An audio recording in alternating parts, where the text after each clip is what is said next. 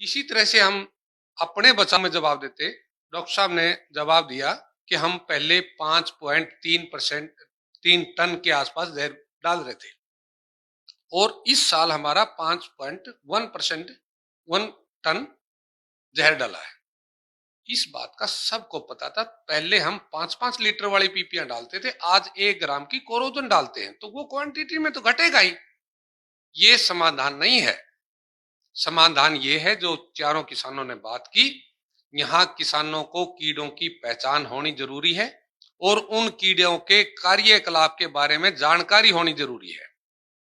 बाजार बताता है 2 प्रकार के कीट हैं, एक दुश्मन कीट और एक मित्र कीट। लेकिन डॉक्टर सुरेंद्र दलाल की स्टडी बताती है कोई भी कीट हमारा मित्र या दुश्मन नहीं है। उसके व्यवहार के द्वारा ही आप उसको तय करते हैं कि ये हमारा मित्र है, ये दुश्मन है। जिन कीटों को दुश्मन कीट बाजार ने बताया है, डॉक्टर सुरेंद्र दलाल ने उनको शाकाहारी कीट बताया है। वो निश्चित रूप से पौधों के ऊपर अपना गुजारा करते हैं। 43 प्रकार के कीटों पे मैंने डॉक्टर साहब के साथ मिलकर स्टडी की है। उनमें से मेरे को एक भी कीट पौधे का दुश्मन नहीं नजर आया। वो प्रकृति में अपनी ड्यूटी निभाने के लिए आया हुआ है। हर कीड़े का एक पौधे के पास जाने का विशेष कारण है। उस कारण को हटाओ, कीड़ा खेत में नहीं आएगा। मारने का कॉन्सेप्ट आप किसी भी जीव को नहीं हटा सकते। गुल्ली डंडे को मार रहे हैं, गुल्ली डंडा नहीं हटा कि सारे कीड़ों को मार रहे थे। 4 उदाहरण बिल्कुल स्पष्ट हैं, लेकिन हम आंख मूंदे बैठे हैं। 1983 के आसपास में हमने अमेरिकन सुंडी को मारना शुरू किया। 2001 तक आते आते हाथ खड़े कर दिए, अमेरिकन सुंडी काबू नहीं आ रही। 2001 में हमने अमेरिकन सुंडी को मारना बंद कर दिया, वो शांत हो गई। 2004-5 में हमने मिलीबग को मारना शुरू किया, अरबों रुपए का प्रोफेनोफास मरवा के 2007 तक, उसको 2007 के बाद में मारना बंद कर दिया, वो शांत हो गया।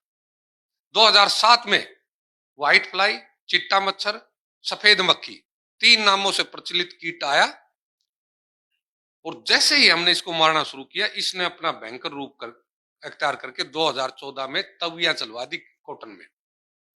मैं सभी साइंटिस्टों से पूछता हूं, 2007 से पहले का एक किसान नहीं मिलता जिसके खेत में सफेद मक्खी ने नुकसान किया हो।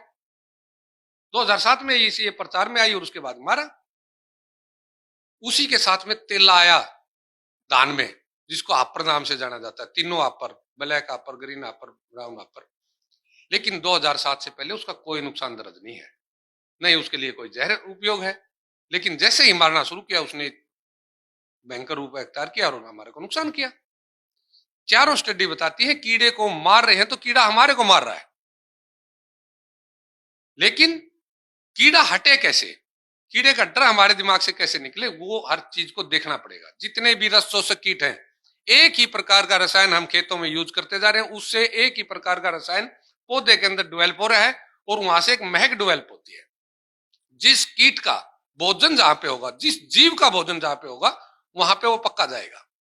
अभी आम पकेंगे तो मेरे को महक आएगी, क्योंकि वो मेरा भोजन है। जब तक वो पका नहीं, तब तक मेरा भोजन नहीं है, तब तक मेरे को उसकी महक नहीं आएगी। जिस भी कीट का भोजन होगा, वो उस महक के द्वारा उस पौधे तक पक्का जाएगा। लेकिन वो जा क्यों रहा है, उसको हटाने की जरूरत है। यदि यूरिया सही टाइम पे ये कॉटन में गिर जाए तो सफेद मक्खी की संख्या नहीं बढ़ सकती। लेकिन संख्या को घटाने के लिए जो मारने का प्रकल्प हमने चाहिए, उससे सारे मांसाहारी कीट जो दूसरे कीटों के अंदर अपने बच्चे पड़वाते हैं, वो कीट जो ईरो और इनो 99% सफेद मक्खी को कंट्रोल करती हैं, वो जाती रही, क्योंकि वो छोटे थे और जहर के कारण जल्दी मर गए। तो इस तरह से इकोसिस्टम हमारा टूटा और कीड़ों ने हमारे ऊपर हमला किया। हर कीड़े का एक विशेष मतलब है, उस मतलब को समझ लो। अभी मई जून में गन्ना, जिसको हम कमाद बोलते हैं, उसके बीच का जो पत्ता है वो सूख जाएगा और दूसरे लोग क्या कहेंगे, इसमें कोरोजन जैसी जहर मारो, ये कीड़ा मर जाएगा। रियलिटी क्या है, गन्ना 35 डिग्री से ऊपर का टेम्परेचर सहन नहीं कर पाता, इसलिए वो कीड़ा उसको ऊपर बढ़ने से रोक रहा है। वो जिसका बीच वाला पत्ता सूखा है, उसके नीचे जाके देखो, उसके फुटाव 2 बढ़े हुए हैं।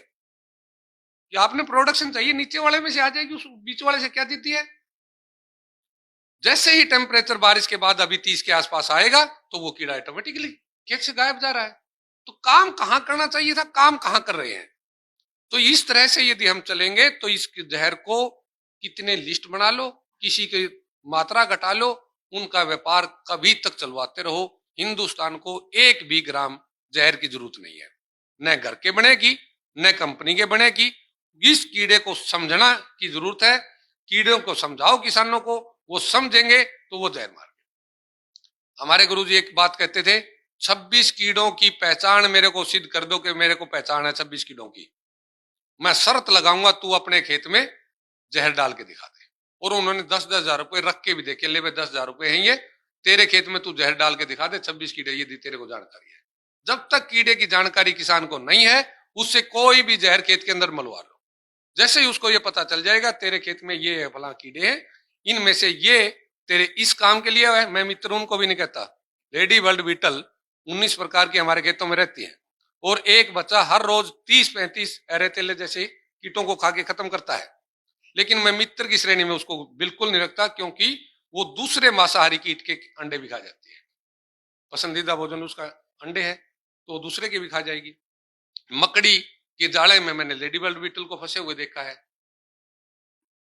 सभी शहद वाली मक्खी को फंसे हुए देखा है, ब्रिड को फंसे हुए देखा है। यानी हर कीट अपना रोल निभा रहा है, उनका मित्रता और दुश्मन से कोई नाता नहीं है। इस तरह की स्टडी यदि नहीं होगी और आप वो स्टडी किसानों तक नहीं पहुंचाएंगे, जहर को कम नहीं कर सकते। आप जितने मर्जी प्रोजेक्ट बनाओ, जितने मर्जी आप पैसे खर्च करो। और कमाल की बात है, जब यहाँ पे सब अपने अपनी बातें रख रहे थे, बीच में वो ताल टूटी, थोड़ा बहस का विषय आया, तो वो इस कारण से आया कि हमारी बासमती विदेश में बैन होगी। इस बात की किसी ने चिंता नहीं की, मेरा सारा देश यही खा रहा है, विदेश वाले व्यापार की तो मेरे को सोच है, मेरे को अपनी जनरेशन की सोच ही नहीं है।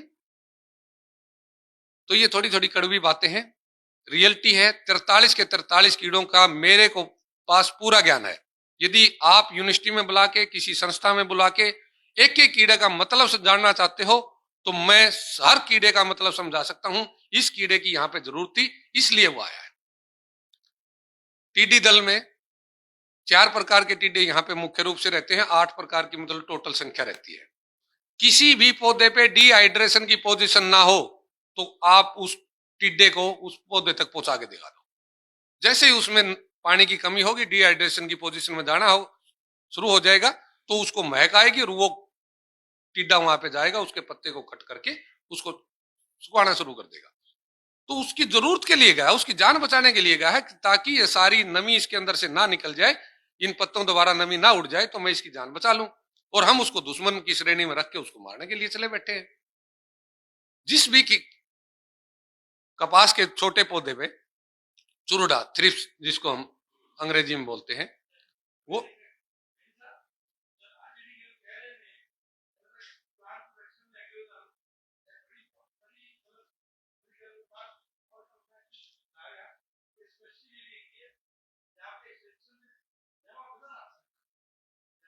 ये 43 के 43 जिसको बाजार दुश्मन कहता है, मैं हर कीड़े का मतलब बता सकता हूं कि ये इस मतलब से इस पौधे के पास आया। इस मतलब को हटाने के लिए हमारे पास ये तरीका है। खरपतवारों के लिए हम जहर प्रयोग करते हैं। यहाँ काफी अनुभवी साइंटिस्ट वैसे हैं, उनका अनुभव रहा भी होगा। मैं एक बार ध्यान दिलाना चाहता हूं, जिस खेत में जिस तरह के तत्व की अधिकता या कमी होगी, उसी प्रकार का खरपतवार आपके खेत में आएगा, जिसको खरपतवार बोलते हो। नमकीन पानी लगा दो, हम हरियाणा वाले उसको सांठी बोलते हैं, या 61 और कुछ दूसरे नामों से उस पौधे को जाना जाता है, वो तुरंत आ जाएगा। क्योंकि जमीन को पता है यदि नमक बढ़ गया तो बंजर हो जाएगी, और इसको कंज्यूम करने के लिए ये सबसे बढ़िया पौधा है, और ये ऑटोमेटिकली आ जाएगा। जैसे ही हम ऑर्गेनिक खेती करने शुरू करते हैं, तो कितने भी किसानों से आप इंटरव्यू में देख लेना, कणक ज्यादातर हमारी प्रायोरिटी होती है, शुरू में हम कणक ही बीजते हैं। जबकि मैं सलाह नहीं देता कोई भी किसान ऑर्गेनिक खेती करे और वो कणक से शुरुआत करे, दूसरी फसलों से शुरुआत की करता हूं। लेकिन हमारी जरूरतें हैं इसलिए हम करते हैं। किसी भी किसान के खेत में जाना, उसके खेत में सेंजी नाम का पौधा तुरंत आ जाएगा, उससे पहले उसके 20 साल से नहीं होगा। सीधी बात है, उसने नाइट्रोजन डालनी बंद कर दी, नाइट्रेट की जमीन के अंदर कमी हुई, तो नाइट्रेट फिक्सर सेंजी थी और वो ऑटोमेटिकली आ गई। बहुत से किसानों के यहां से फोन जाते हैं, जी मैंने ढैंचा लगाया था और उसमें कीड़े पड़ गए, और आप कहते हैं कि नहीं बड़े पौधे की जरूरत है, कीड़ा वो उसी के अनुसार आता है। भाई जी, आप एक बार गौर से देखो, आपके खेत में नाइट्रोजन की कमी नहीं है, तो नाइट्रोजन पौधे फिक्सर पौधे को कैसे आने देगी?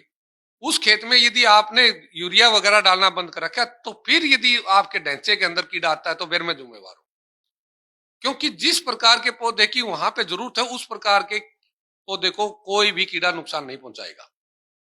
यही बीमारियों का है, यही खरपतवारों का है, जिसको आप खरपतवार कहते हैं। हर खरपतवार इंडिकेटर है आपकी जमीन में किस प्रकार के तत्वों की कमी या अधिकता है, उसी के अनुसार आपके खेत में आएगा। उसकी जब आप पूर्ति कर देंगे तो उसके बाद खरपतवार तो आएंगे, लेकिन दूसरी प्रकार के आएंगे। जब यहाँ पे हम छोले बीजते थे, चने बीजते थे, तो प्याजी नाम का घास आता था। जैसे ही हमने चने बीजना बंद कर दिया, प्याजी ने बंद कर दिया। तो उसका एक मतलब होता है, उन चीजों पे अध्ययन कराओ और देश को बचाओ। मेरा तो यही संदेश है। यहाँ समय थोड़ा मेरे को कम लग रहा है, इसलिए मैं थोड़ी शॉर्ट में बातें केवल इंडिकेटर ही दे रहा हूं।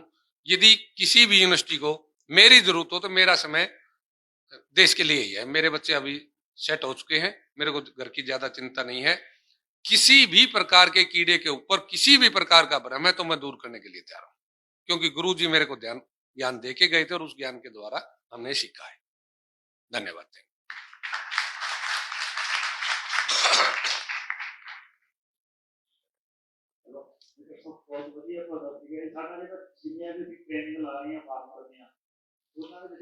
डॉक्टर साहब, आपकी पीओयू के लिए हमने एचएयू वाला मॉडल अडॉप्ट करने की कोशिश की। हम एचएयू में क्या करते हैं, जब भी मेला होता है तो एचएयू हमारे को एक स्टॉल दे देती है।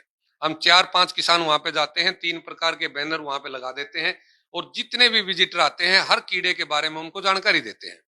मैंने 5 बार आपकी यूनिवर्सिटी में कोशिश की, डायरेक्टर के पास पहले मेरे को डायरेक्टर की मेल आईडी मिली, उनके पास संदेश दिया, उन्होंने ज्वाइंट डायरेक्टर का नाम ले दिया, उन्होंने आगे की तरफ ऐसे करते करते लास्ट में मेरे को संदेश मिला कि हमारे पास वेल एजुकेटेड साइंटिस्ट हैं, वो हमारे किसानों को कीड़े सिखाते हैं। मैं तैयार हूं, मेरा तो जीवन ही इस काम पे है। मैं तो कभी बुला लो किसी की कोई। जो हमारी भी ट्रेनिंग है, जो फार्मर को देते हैं, हमारा टारगेट ये है कि इलाज से परहेज करना। यदि जानकारी हुई 26 कीड़ों की, मैं आपसे सीख के आओ, किसी और यूनिवर्सिटी से सीख के आओ, कोई किसान ये बता दे मेरे को 26 कीड़ों की जानकारी है, तो मैं उसके लिए शर्त लगाने के तैयार हूं, उसके खेत में जहर नहीं डाल सकता। और बताता हूं 2-3 कीड़ों की। मिलीबग का जो नर है वो आम साइंटिस्ट ने नहीं देख रखा। दूसरी बात, ईरो और इन्नो नाम की जो संभीरकाएं हैं, जो सफेद मक्खी के बच्चे के अंदर अपने बच्चे पड़वाती है, उसके अंदर से निकलती है। सफेद मक्खी के बच्चे को हम नंगी आंख से नहीं देख सकते कि इसका मुंह ऊपर की साइड है या नीचे की साइड है। उसके अंदर जो बच्चा होगा वो कितना छोटा होगा। और हमारी सभी महिलाएं साथी सभी ईरो इनो देख चुकी हैं, और जब भी इसका प्रकोप होता है तो आपको ढूंढ के वो पकड़ के दिखा देंगे, जी ये ईरो है और ये इनो है। ये एक बार ऐसा करेंगे, मैं डॉक्टर सोम सिंह जी भी बैठे हैं और डॉक्टर भी बैठे हैं, साहब उसी बिल्लो मैं चाहना जीव विज्ञान की साक्षरता बहुत चंगा लगे।